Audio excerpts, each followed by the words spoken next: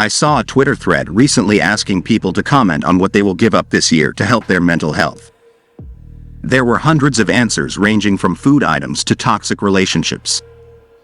The one thing I didn't see much of was booze. The people who did mention alcohol said that their mental health improved once they quit drinking. I found this to be the case for me, as well. I'm almost 4 years sober, and I've suffered from depression, anxiety, and alcohol issues most of my life. My father also suffered from the same thing, but unfortunately, he didn't make it. He was able to seek help for his depression, but he couldn't bring himself to quit drinking. And this eventually took his life. Alcohol was the single worst cause of my anxiety and depression. I knew this from both my personal experience and because I used to be a mental health nurse.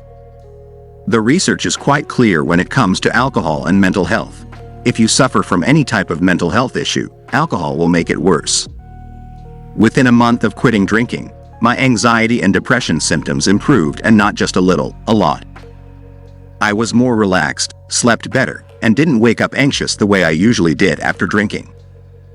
I also seemed to digest food better and could gather my thoughts more rationally. During my drinking binges, the worst anxiety I ever had was after I stopped drinking for a few days. And of course, I knew why that was. The most common symptom of alcohol withdrawal is anxiety. And even though I knew this as a nurse, I was addicted to alcohol, so I couldn't face it. It was my crutch, and as horrible as it sounds, I preferred to stay sick rather than quit drinking. This was also the same reasoning that my father followed. I suspect this is a popular story amongst many who have mental health issues and who also drink too much. We know it doesn't help our physical or mental health, but we can't stop. More so, we can't really talk about it either because doing so would force us to reconsider our drinking habits. Most of us with mental health issues choose alcohol because it relaxes us and seems to help our symptoms at first. Indeed, 1 or 2 drinks usually has a calming effect. The reason for this is that alcohol suppresses our nervous systems, which is why we initially feel good. Unfortunately, once we have a few drinks and then stop for the night, the nervous system rebounds from that calm state and snaps in the opposite direction. This is why we feel so damn anxious when the alcohol starts to wear off. It's important to know that even a few drinks can cause this challenging effect. Even more importantly, those who suffer from mental health issues are already known to have a sensitive nervous system.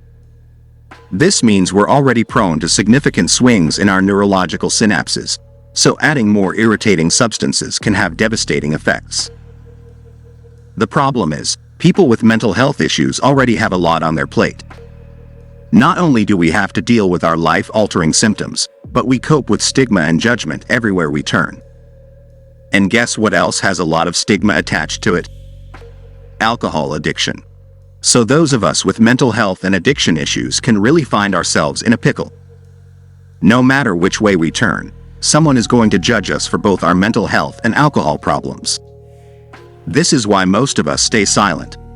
And even if we begin to speak out about our mental health issues, we will usually maintain our silence about alcohol. After all, why would we tattletale on our favorite coping mechanism?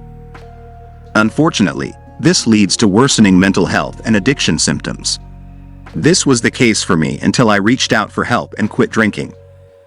My father stayed silent, continued his drinking, and paid the ultimate price.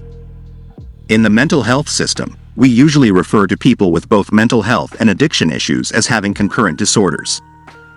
The research shows that those with concurrent disorders are at higher risk of suicide, severe disability, and death. However, the reason people stay silent about their alcohol issues is because they feel it helps them cope with their mental health. But what if people knew more about the effects of alcohol and exactly why it makes their mental health worse? Yes, many of us know that excessive drinking isn't good for us, but most of us don't understand why. More so, when you're already hanging by a thread due to severe depression, you might need a damn good reason to give up the one thing you believe helps you, right? The best we can do now is to talk about this more openly and with better information.